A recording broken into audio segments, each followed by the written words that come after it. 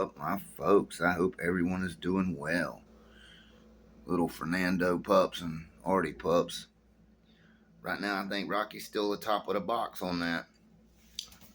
That's the one. Whoever makes the most donations is going to get to pick one of these, except that black and white one. Now, that one right there has got to go to Fernando. Lucky said he really wanted that one. If I had a black and white one with a blaze, and that's what he thinks that's a throwback to the Arizona stuff. So that's what I told him I would. So, and that's just being respect for the breeder of the male.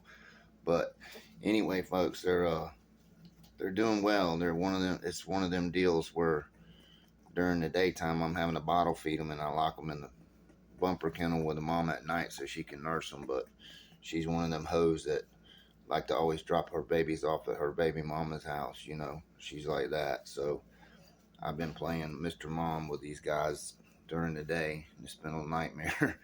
Bottle feeding 4 and 5 times a day. There's more to being a dog, man. Just letting dogs fuck and hunting dogs. You gotta, treat them like what they. If you want good dogs, you gotta work at it. There ain't nothing to it. Sometimes you gotta travel. Sometimes you gotta spend some money to make the breedings you want. It's a whole big thing besides coffee table breeding. And as you can see, these dogs come out like this. That was expected. A lot of people that if you look at the way the yards that these dogs come off of, this is what they look like. I like the way that they breed dogs down there. They're breeding for performance, and it shows. Like the sire of these dogs, I bred these dogs for attributes, nothing else. I bred them because I like the male, the way he performs. The first time he catches a hog, whoever caught a hog, he knew exactly what to do. He didn't get in any trouble. When he does get in trouble, he gets right out of it. He's got that slick mentality, and I wanted to put that back over that the bitch that we have, because she's not one dimensional, but she could use it. You know what I mean? He's got a good mouth. He's got a good tight mouth. I wouldn't say he's a bone crusher or a rock crusher or anything like that, but he's got a firm bite, and so does she. So hopefully these are good all around dogs all the way around. They're just now about 2 weeks old now, so we still got some time. Like I said, in the money that we're using on this, that I'm getting from this, it goes to a good spot. We've already sent a lot of money to the attorneys, and now we're going to start putting money back for a different reason. We're going to get us a couple of undercover investigators, and kind of expose the whole bullshit, what's really going on. So anyway, if you guys want to see how they're bred, and people were asking how they're bred and all that, I'll show you what's going on with that. All right, of course the sire is Fernando El Toro, which is off the Lucky's Pepe El Toro, brother sister breeding, back to Lucky Dog's China Girl. Now, I'm not big on doing brother sister breedings because of health problems, and you're going to have health problems if you do it. Especially if you do it with something that's tight, you might have visual problems. They might get short-legged, bow-legged, undershot, all the bullshit. But you'll also end up with like internal organ problems. Just know that. So don't look at these papers and think, well, I can just brother sister breed my dogs. Sometimes you mess up when you do that. And the Pepe El Toro is off the Vinny's Lucky 2 to Lucky's Miss Arizona. And like I said, brother sister breeding, so they're both the same. And then you got the Vinny Shy Boy back to Vinny Shy Girl, Arizona Combine's buddy to Annie. Same thing on there. Y'all welcome to look it up to see how they're bred. And on the bottom, I bred the Miss Artemis bitch, which is off of the Man's Amos Moses and Man's Raven, which is a Boudreaux Woodall cross. It's off of Boudreaux's Dagger and Boudreaux's Squirrely, Boudreaux's Bandit, Chip, Ham, Bertha, and then he went over the Woodall's Bird Dog and Little Jenga, which is off of Woodall's Wingman, Dinky Bitch, and Woodall's Skinny, and Thaxton's Trixie, which is a family bred dog. So it's a good blend, is what it is. It's a good blend of Eli Carter or Eli Rascal type blood. And that's the way I like to breed my dogs. I don't like to just stack them all the time. Now, some of the crosses I'm doing are working out when I stack them up, but they will all go out. I wanted to do this breeding with hopes that I get a really good female off of it that I can go back over Buster with it. I think this stuff will really complement the Buster blood a lot. I think it will give us a really good offspring off of them. Anybody can breed, get two dogs and let them breed. It's when you start breeding and continuing your breeding, you're constantly having to plan. And you can't just plan by paperwork, guys. You have to watch them dogs hunt. You have to know them hunt. Like the guy that owns this dog, I trust him. It's Barbie. He that's one thing about Barbie. He'll tell you straight up about a dog. It's it is what it is. It doesn't matter. So that's one good thing when you're dealing with someone like that is you get an honest opinion of the animal, even theirs. A real dog man can pick his own dogs apart, and tell you what they need and what they have. And that's one of the main things that I like with good honest dog men. But yep, that's how you do it. Sometimes you have to spend money. Sometimes you have to travel. Sometimes you have to do that.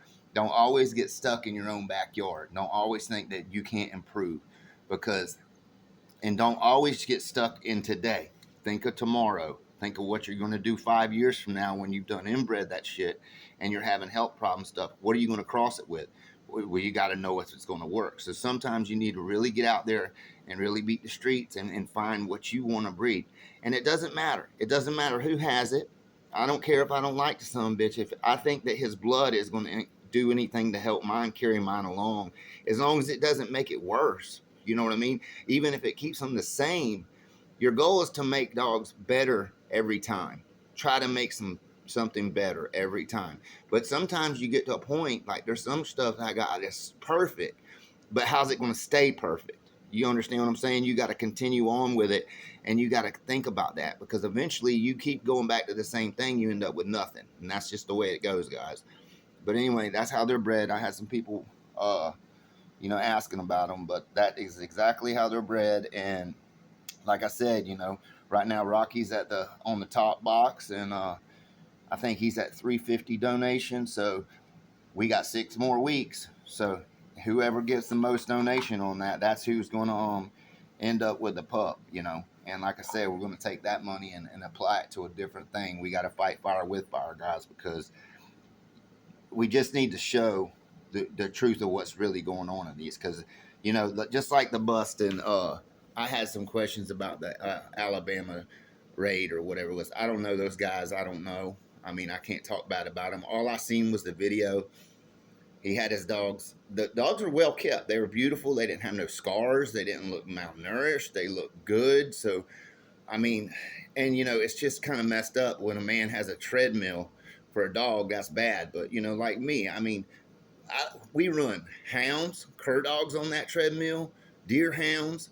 I've even told a police officer that if he wanted to bring his canine dog, I wouldn't mind. He could go in there anytime he wants. Just don't get around my other dogs with him, and make sure he oils it, keeps the tape on it.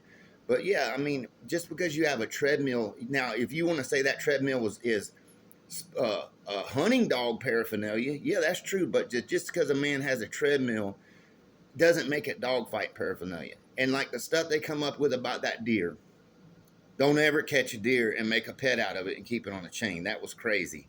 But the lady, the shit they come up with, like, oh, I think they were letting the deer get eaten alive by the dogs. Now, come on, what kind of sick? That's the image you're portraying on us.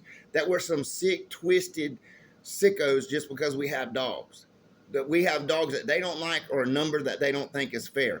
But if a man is taking good care of them dogs, and now I wasn't there, I didn't see how the yard was, but I know how they embellish shit and make shit up. Okay. So, and I think, everyone likes to cry racism and stuff. I think it's very racist to go to a black man's house because he's got pit bulls and automatically say he's a dog fighter, especially when I hunt with a ton of black folks, and they're damn sure not fighting dogs. They're just enjoying their dogs legally in the woods catching hogs. A lot of them have young dogs that are just starting out. They haven't even had a chance to hunt them yet, and they're getting popped being called dog fighters. So, and to me, in today's society, they like to use that word. That to me is a very racist thing to do.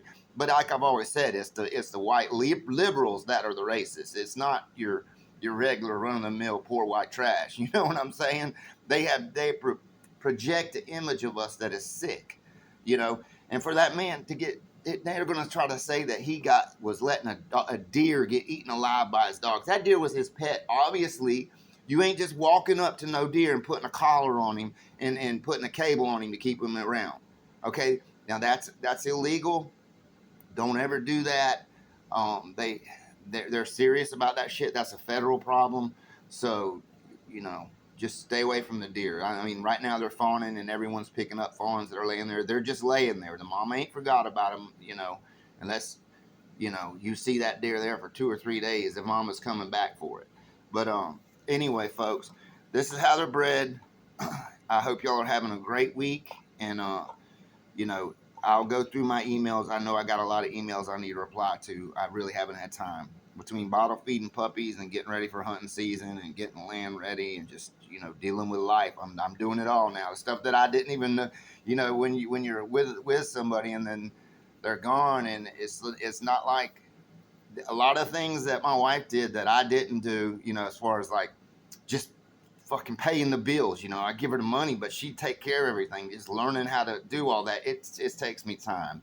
You know, everything from washing clothes to cutting grass is all on me now. So anyway, folks, y'all have to deal with me. I know I'm not able to put out the videos like I was, but I did want to get this down because I've had a bunch of emails about how them pups doing, are they here yet, and all that, and I didn't want to leave everybody hanging.